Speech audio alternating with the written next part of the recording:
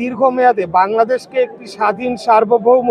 এবং এক কথায় যদি আমরা বলি ইন্ডিপেন্ডেন্ট, আপনারা জানেন ভৌগোলিক অবস্থার কারণে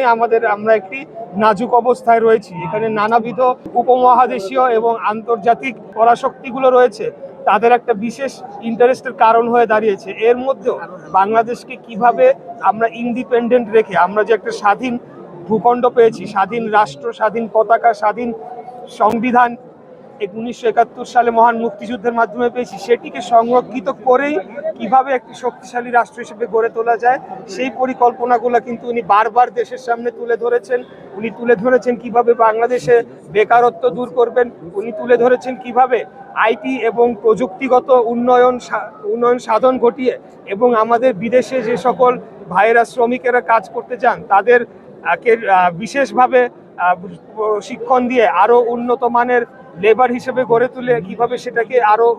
আমরা এক্সপোর্ট খাত থেকে আমাদের যে রেভিনিউ আসে সেটিকে বাড়ানো যায়, সেই বিষয়ে উনি বিস্তারিত বারবার জাতির সামনে তুলে ধরেছেন।